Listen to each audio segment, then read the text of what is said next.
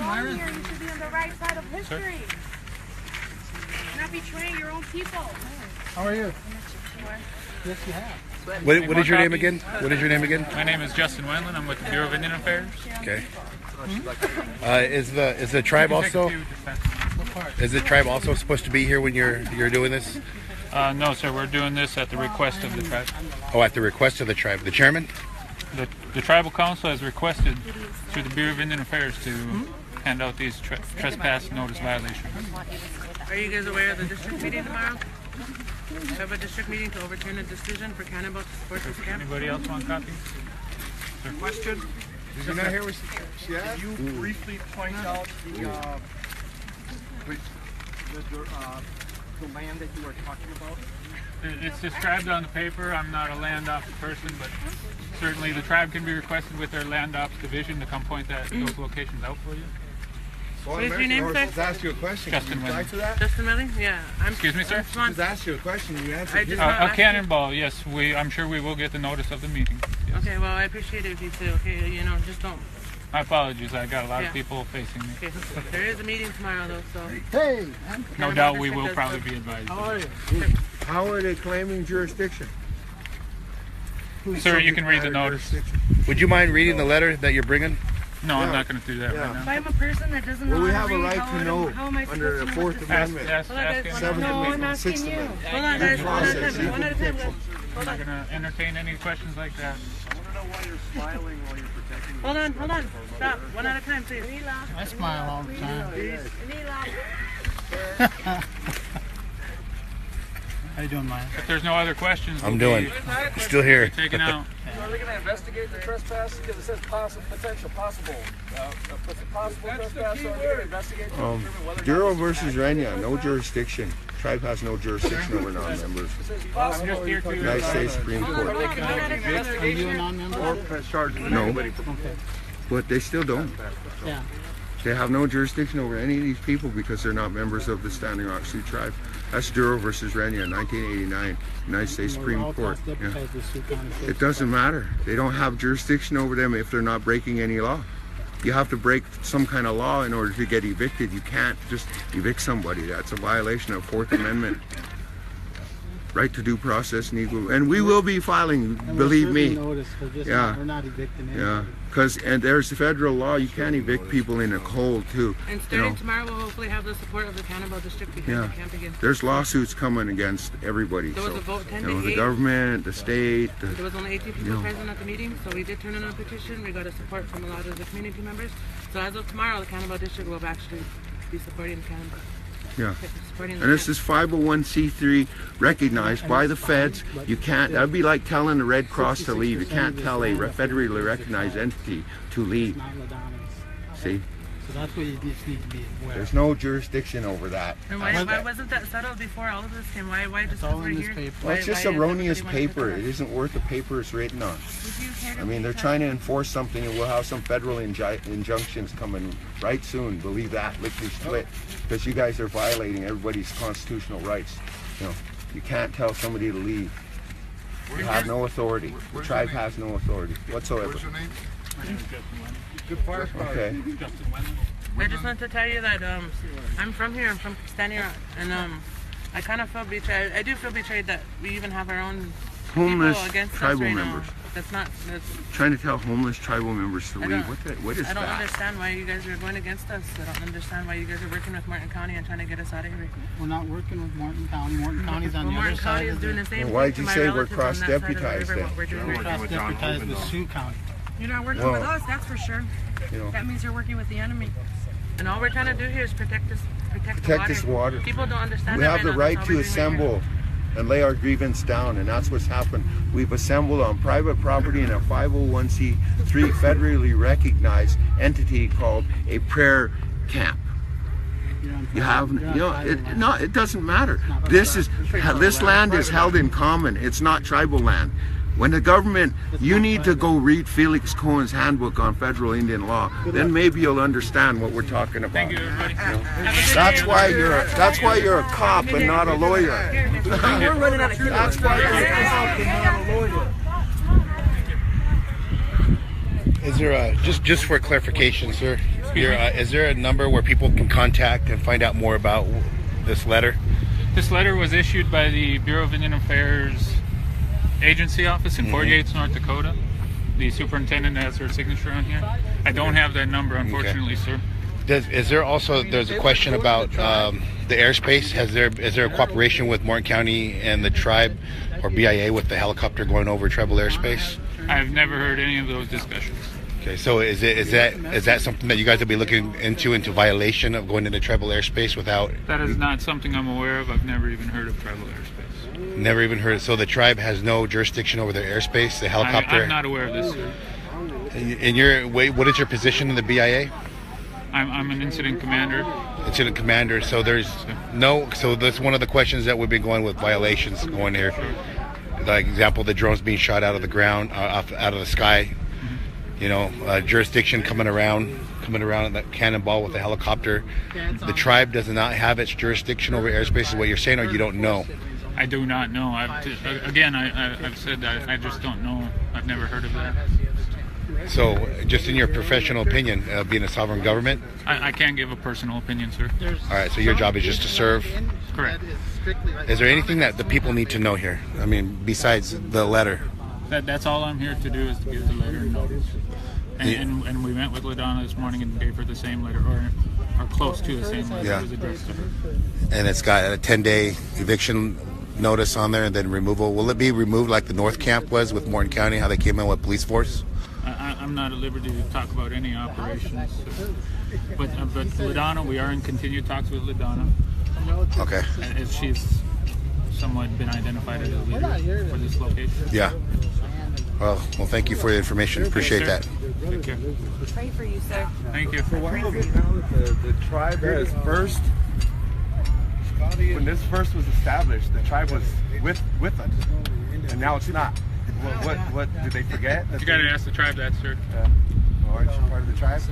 I am with part of Law Enforcement Bureau of Indian Affairs, not the Standing Rock Sioux tribe. So, sir, are they planning on conducting an investigation to determine whether or not this is a possible trespass or an actual You trespass? can call the author of the letter.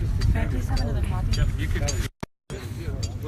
So this right here is where the gathered was to meet with the Bureau of Indian Affairs and escorted by the tribal police, by the, looks like the police. And question goes, you know, there's a 10-day eviction letter. The tribe is in cooperation, he said, with them and serving this letter. And this is where we're gonna play a song here. They're playing a song right here. Well,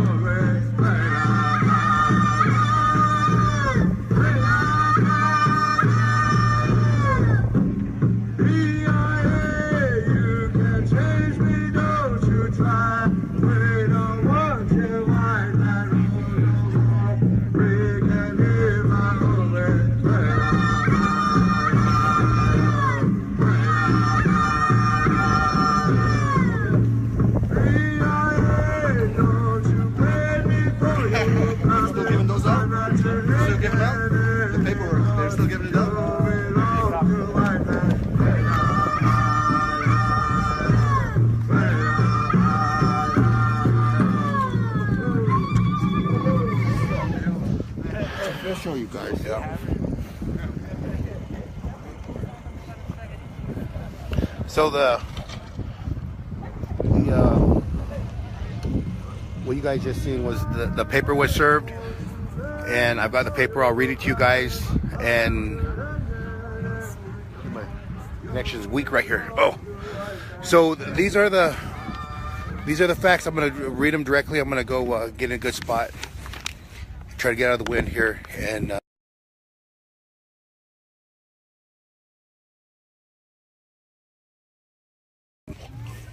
all right, guys.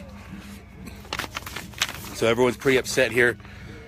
I got the document I'm going to be reading right here. It says, notice of trespass to those persons now unlawfully occupy or in possession of the Lane Warrior allotment without any valid lease or permit. It's come to our attention at the Standing Rock Agency Bureau of Indian Affairs, BIA, that one or more Indian landowners have been allowing individuals, none of whom have an own an interest in the property, to move to the trust property without proper authorization or without valid lease, pursuant of the regulation found in Title 25 of the Code of Federal Regulations, CFR, Part 162, property without approval, authorization, or valid lease contract. This is the paper that he had handed out. The property of the trespass is occurring and is identifying as Standing Rock Allotment 2275B, also referred to as the Lane Warrior Allotment, and is described as the following. And there's a bunch of, show you, there's just a bunch of crazy code here, right here, that goes, whatever that means. I'm not a land interpreter. According to the, let me give it to you guys right here. According to Title 25 of the United States Code Section 221A(b)(1)(b), the consent requirement for granting a non-agricultural lease in the parcel of containing 6 to 10 owners is 80%. The Standing Rock Sioux tribe share in the. Yeah, sorry about that, relatives. I've been in this spot and I have not been blocked until so many times until just now. As a point of information, as an Indian-owned beneficiary interests and trust property may still be held liable for trespass on that property. It is well established that one or two commands, instigates, encourages, advises, contends, cooperates in, aids, or abets in the commission of a trespass is liable as a co-trespasser where the person is actually committing SIC to trespass, and is liable as a principal to the same extent in the same manner as if he or she performed the wrongful act himself. C 75 AM, Juris 2D, Trespass 6/6/1991. Lummi Nation versus Northwest Regional Director. No Indian landowner of allotment 2275B may authorize a third party who does not own an interest in the property permission to take possession or occupy without consent from the least 80% ownership interest in the property and of applicable approved by BIA. All my Haskell relatives, we talked about this in Indian law. We talked about the encroachment and what would happen. If you guys remember that back in the day, some of you guys, we had tribal leaders in there. This is Haskell Indian Nations University. We talked about the issues that were going to happen if the tribe really owned its land. And what I'm hearing on this side, a mile away, is also the same thing Minnewassani. So this is where I'm currently at. I'm just sorry about the interruption, but they're actually having the same negotiations on that side. So this is what we're seeing here, guys, is that on tribal land, you no longer own your tribal land. And we're proving that right here. That's happening here with the Dakota Access pipeline right on the other side, with Morton County on the other side, all the mercenaries, all the different agencies. And then on this side, we have actually the tribal police, the feds, the BIA, and ATF, federal agents. So I'm going to continue to read this. You just witnessed Indian country. This is a big wake-up call for you. And if you're going to, see a moment in history, now will be that time, is what we're seeing right here. And serving papers of eviction from a landowner that owns the land. According to 1808, BIA can take any one or more of the following actions as appropriate: seize, impound, sell, or distribute unauthorized livestock or the property involved in the trespass. We may keep such property with siege for the use of evictions, access penalties, damage, and costs of this subpart. This is intense. Under 162.1812, parties may be responsible for the following penalties, damages, and costs. So we're looking at a collection. This is, and it continues to go on. I'll take pictures and put this online that you guys can see. This, in accordance with BIA's regulations, individuals unlawfully occupying the subject property have 10 days to show cause why BIA should not fine them in trespass. Any part may avoid in finding a trespass if he or she immediately vacates the property, removes all persons' property, and returns the property to its pre-trespass condition. Individuals must notify BIA that violation has been cured. Alternately, any individual may contact the BIA in writing to explain why this trespass notice is an error. So if you guys can comment on why this is an error, please do. The trespass notice will take an effect for the conduct identification hearing in a period of 1 year from the date of publication of this notice. So they gave a 10-day trespass. This trespass notice is not subject to the appeal under 25 CFR Part 2. In the event of the BIA subsequently issues a finding of a trespass following this notice, we will notify parties of their own right to appeal. In the event the BIA determines that the trespass notice was issued in error, it will withdraw its notice. If you have any information or required additional information, please contact the Realty Office at, this is important, Indian Country, the Realty Office, or stop at the office located in Fort Yates, North Dakota. Written correspondence may be addressed to 10, the Superintendent in the Post Office, E. Fort Yates, North Dakota, 58538. BIA Superintendent. So take that number down. One day you're going to have an action in your homelands. One day you're going to be on your land, and you're going to realize that if you have water protectors or housing anybody to help stop desecrate sacred sites, and one day you're going to have to be there. You're going to have to know who to contact. What is the problem here? The problem is that LaDonna is being evicted on her own land. So you guys need to prepare. This is something that you're going to see across Indian Country. This is the preview to the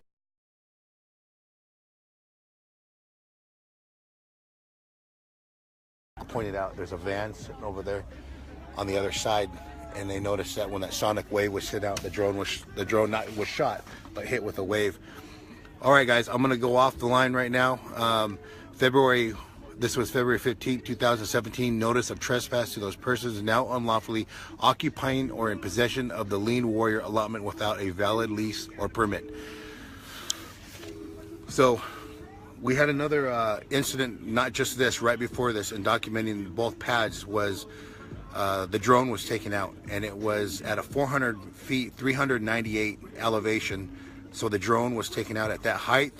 We now know what it is. It's a sonic blast that comes out and immense the drone to land. And even though we have high frequency range extenders, we're seeing that it's forcing the drone to land. Usually we can get away from it, but what it does is suck the battery down as well, and we see the percentage drop. And if we're close enough, we can bring the drone back. If we're far enough, we can't bring the drone back. So that was a borrowed drone, and that's part of what we're dealing with here and trying to bring to you guys what's happening. I'm glad I had it live. You guys were able to see both pads are working, the drills are working, and we're going to continue to share the story with you as much as possible. On the Cannonball River, the Cannonball Bridge was another meeting like this with Army Corps of Engineers, the headsmen, and several other leaders, the tribe, and they made their statement on their eviction. Would you like to give an update on what you witnessed over there? Yeah, it was pretty amazing. It was really a talkback. It was about 6 or 7 people, or maybe four people from the Army Corps, and then there were a few contractors and a couple people from Tribal Council, I believe. Or no, there was nobody from the Tribal Council. That was something that was brought up. They were really upset that no one was there. They wanted to bring 5 people on, or I think they had a total of 5 people to bring onto the land to help do an evaluation of what they had to do and start cleaning out today. The woman that was speaking, forgive me, I do not know her name because there were so many people talking. She said that they would negotiate to 2 people that would have to be brought in with someone from the tribe, from the camp, and they would have to turn over their ID, their title, all their information, so we know that we're not getting some infiltrators coming into camp to kind of just scout everything out. They laid down maps of the land. They have everything. They have aerial shots of everything from like dates. They talked about when the floods were going to happen. LaDonna stood up and she says that she's been here for 61 years and she's never seen the Army Corps come in here and try to help them with anything like this. Like the cleanup. Like apparently a bunch of buffaloes washed down a long time ago, maybe 10 years ago or something, and they had to clean up some buffalo. I don't know the exact carcasses. Yeah. Were washed down river. They did that without the help of the Army Corps engineers. LaDonna was she was so strong today. Everyone that spoke was strong today. And they just kept going around the questions. They wouldn't answer any of the questions, specifically the questions about if force was going to be applied to us, to the camps. And the Army Corps, they asked the Army Corps of Engineers if they were going to have any other outside sources, because the Army Corps says, no, we're not going to arrest anyone. And someone said, well, are you going to bring other people in to arrest us, though? Are you going to rely on Morton County and all these other places that they're drawing these police officers from, the private security, the DAPL security? And they kept going around in circles until finally someone asked, and the representative from the mayor's office straight up just said, yes, we will. We will be calling in other people, and on the 22nd, they will be removed with force. Like that is going to happen if it's not cleaned out by then. They talked about the dates. I want to say that March 1st. March 1st? March 1st, they say, is the day that the floods could start, up until April, I think 15th, something around here. They gave us just a wide range of when it was going to happen, the floods. And LaDonna, again, says she's been here. She knows when the floods come. It's not going to be this early like they say. It's not going to be March 1st, March 20, or February 22nd. And if it is, the floods aren't going to start till March 1st, why are they setting the deadline to February 22nd? Yeah. It doesn't make any sense. And so there were so many things. I filmed everything. I got everything. I didn't stop filming for 2 hours. It was unbelievable. And oh my gosh, are those birds? Look at that flock of birds. Is that what that is? Yeah, that's the springtime coming, guys. Wow. The springtime coming this way. So what you're seeing, again, thank you, Tina. No, thank you. I'm sorry if I was a little flustered. I'm kind of like, I'm a little rattled. Tina's our editor with Digital Smoke Signals. She's down here helping and filming and participating and recording history as we're moving along. And we're seeing these tons of violations that a lot of our non-native relatives haven't even been encountered in what we're dealing with the tribe. And so, we got to get it together. We're still seeing that the BIA is, he didn't have the answers, and that's what they do. They don't really have all the answers. Yeah. So with that, relatives, this is also, I wanted to show you guys, these are the veterans that came down, and this is what they're called. They did a fundraising to come down. They want to be able to do what they can to stand in the front. And Veterans Respond is what they're called. They're a non-profit, and they're right here, and they're moving. They're making more way all the way down. As actually the veterans around there. So they're well informed on what's happening here as well. Everyone is participating and helping and picking things up and cleaning and setting up tents and cooking. There's kids around here. It's not. This isn't what they're saying that it is. People are having. I mean, there's families here, and so this is what we're seeing here is families and unity and laughing and singing. And this is an opportunity for America to wake up and see what's happening here in Standing Rock, but also throughout Indian country, respecting the leaders' decisions. This is something that I think the leaders need to step back and evaluate their words very carefully on what it means to take care of their people, protect their people, and protect the water for the future generations.